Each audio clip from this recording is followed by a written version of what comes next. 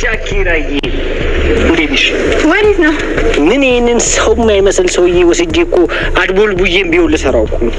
ኧረ እንደው ዳይመንድ ወጥ ረገጥ ጭራሽ ሰው አይደለም እያልከኝ ነው? ይሁንክ ሽልጡ ሌባ ማነው ሌባ? እስኪ አትጨቃጨቁ። ሁሉ ጊዜ መጨቃጨቅ ብቻ። ቆይ አይሰለቻችሁም እንዴ? ማሚ አለች እንዴ?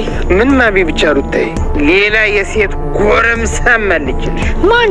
እሱ ስገቢ ብታዩ ይሻል። ኧረ እንደው ሻው ወሬት ቱሪና ፋንት ነፋለ ወይስ ትሄዳለህ? እናንተ ለምን አይቀርባችሁ?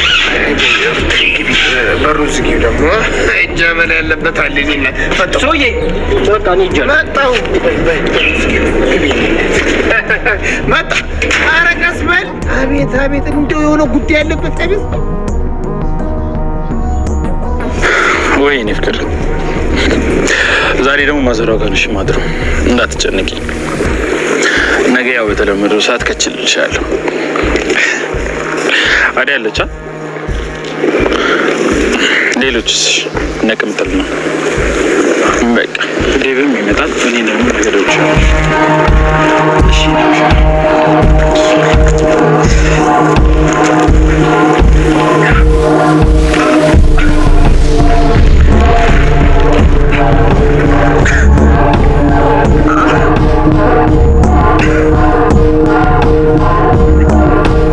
ሰላም ክቡራትና ክቡራት ውድ የቻናላችን ተከታታዮች እንደምቆያችሁልን፣ የዛሬውን የሰራተኛዋን አደይ ድራማ እንዴት ተመለከታችሁት?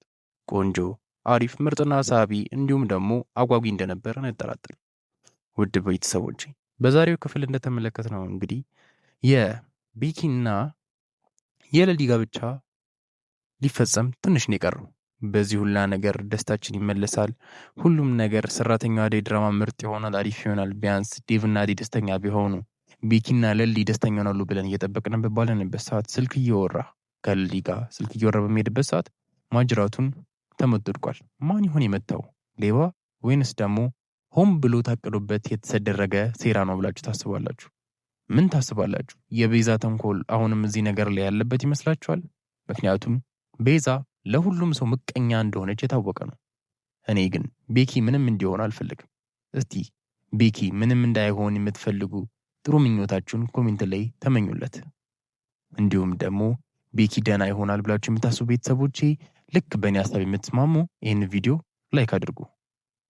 ውድ ቤተሰቦቼ ሰራተኛዋ አደይ ክፍል 250 ሲለቀቅ በዚህ በቻናላችን ስለምንለቅላችሁ ይህንን ቻናላችንን ሰብስክራይብ በማድረግ ቤተሰብ መሆናችሁን በፍጹም እንዳትረሱ።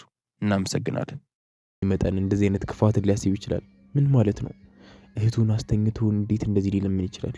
ለፍተው ጥረው ሁሉን ነገር ማስተካከል ሲችሉ ጎዳና ወጣችብኝ ብሎ ልመናል እንዴ? ኧረ በለው።